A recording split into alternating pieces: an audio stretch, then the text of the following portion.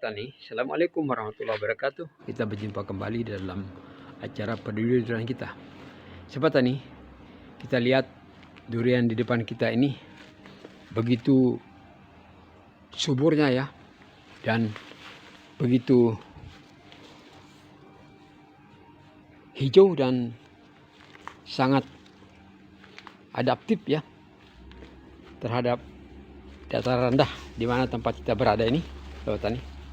Coba kita lihat, pada umur 1 tahun cabang-cabang produksinya sudah begitu bagus, tertata rapi.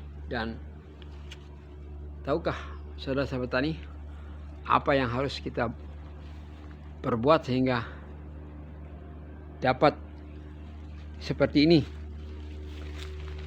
Pertama, saudara tani, kita harus mendapatkan bibit unggul ya dari entresan indukan yang sering berbuah ya. Terus dua, kita tanam dengan sistem busut ini, saudara tani. Sistem busut ini adalah atau sistem uruk atau sistem gundukan ya. Jadi kelebihannya dari cara tanam sistem busut ini adalah memberikan kepada daerah perakaran kita oksigen yang keluar masuk banyak ya, mudah oksigen yang keluar masuk. Dan tanah urukan dan gundukan itu adalah tanah yang baru ya, sehingga memberikan pori-pori yang banyak, sehingga keluar masuk oksigen ini membuat akar kita menjadi lebih cepat berkembang, sehingga berpengaruh terhadap perkembangan terubus kita, dan produksi kita, dan batang pokoknya, saudara tani. Nah, itu yang kedua. Yang ketiga, kita harus berikan cukup pupuk ya. Cukup dalam usia adaptif ini kita memberikan pupuk seimbang aja ya.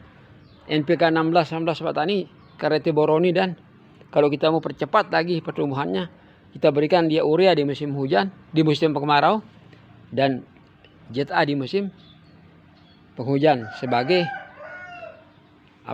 starternya. Karena bagaimanapun pada usia vegetatif, sudah sahabat nih, pohon durian butuh tinggi N ya, sehingga kita perlu starter seperti urea itu 40 N nya dan ZA 21 N nya.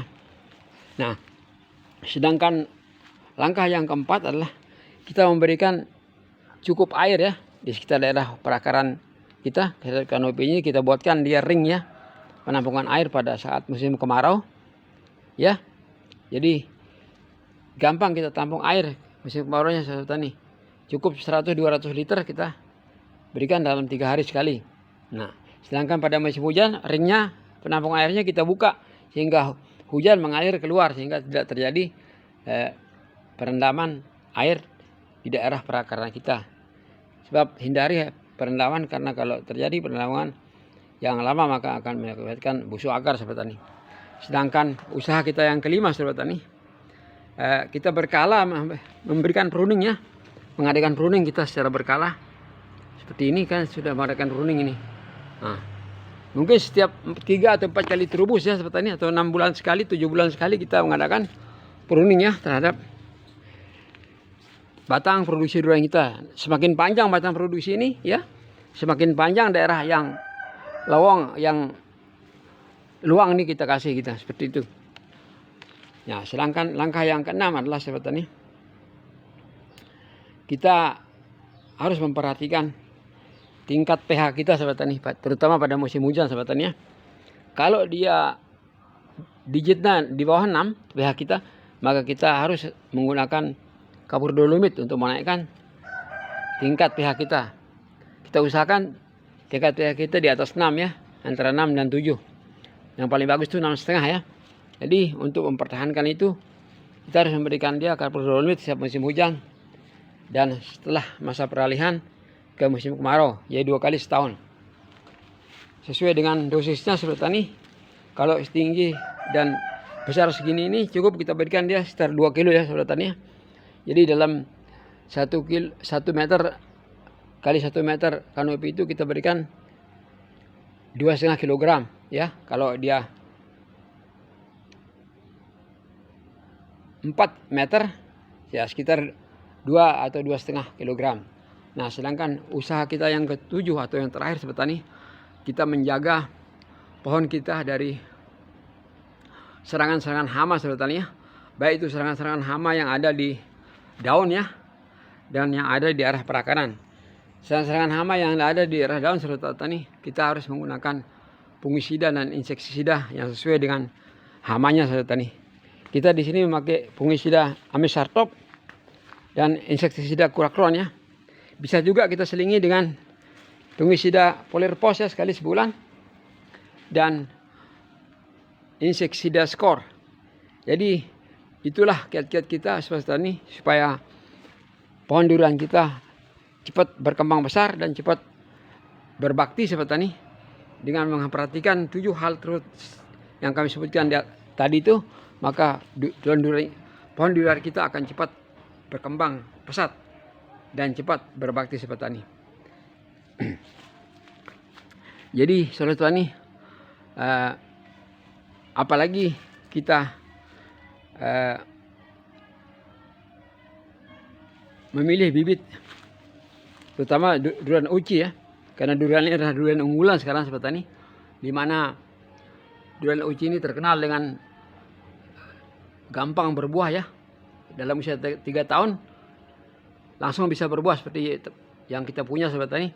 Oleh karena itu, bagi yang penggemar uci ya, mari kita investasi di uci ini, karena uci ini mempunyai nilai jual yang tinggi Sobat Tani, mengalahkan Musangking.